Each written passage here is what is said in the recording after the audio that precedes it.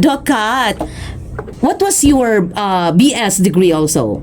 It was biology as well. Biology. Same with Marcos. Yes, and the school I went to is about the same size as CMU. So it was in USA? in the U.S.A. Oh, Connecticut as well? No. Or Virginia? Virginia. In where I'm Virginia. from.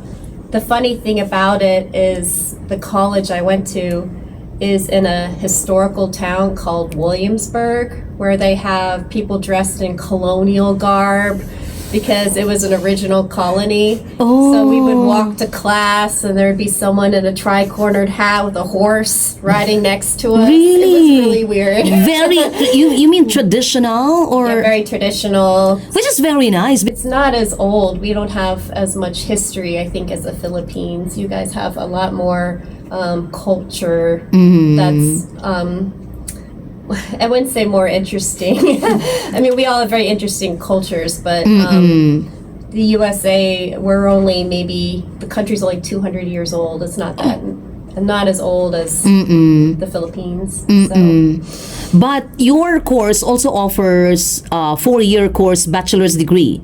Okay. Yeah. Then your master's degree was? It was in entomology. Oh! So I went to a big school. It actually had 60,000 students. Wow. In Texas. Texas. So, what particular university? Texas A&M. CNM. Texas A&M.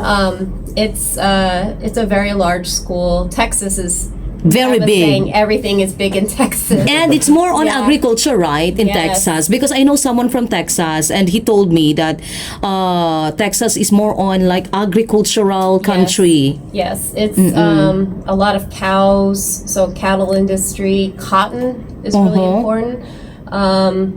And most of our vegetables are grown there because it's the climate is warmer there than other parts of the country. Yeah. So I did my entomology degree there as my master's, and then I also did my PhD there.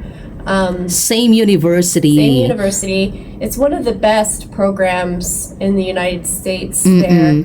And like Marcos, the school is primarily agriculture based because of all the industry there. But I chose a direction of what are these bugs? That's my field, similar to Marcos. We are experts on the what of science, not how does it work or why is it doing it this way. We do that little of that, but we are the ones where if someone says, what is this? We're the ones that can answer it or try to. Wow, I like that because I'm not really a fan of science. I have difficulties in understanding science.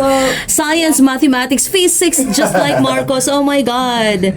But we need people like you, though. Those of us who do science can be very nerdy. And so we need people like you to make it more accessible. So, and for us to understand science as well, because for us, it's so hard to really understand science. That's why I don't like biology, I don't like entomology, and a lot of science is there. Yeah. But it's important that we talk to people like you because then we can, remember how do we talk about science that's accessible instead of going into the way over our heads, like really nerdy science. The complex words that nobody understands, basically.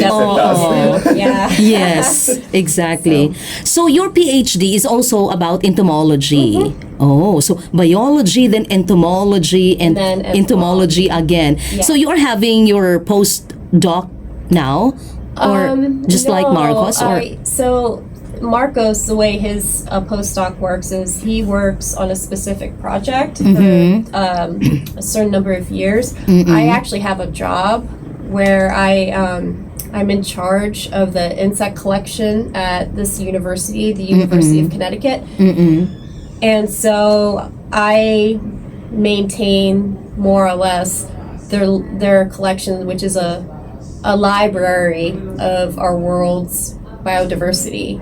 And I use my knowledge of insects to help make that information available to people in the United States that speak English, through our outreach events, but I'm hoping more with these collaborations to help what we know be more accessible to Filipinos, our science, because it's not fair that so much is in the United States that isn't shared across the world. So I'm a huge fan of teaching, like we're doing a workshop on what we do for students here. So we share that knowledge and make it collaborative.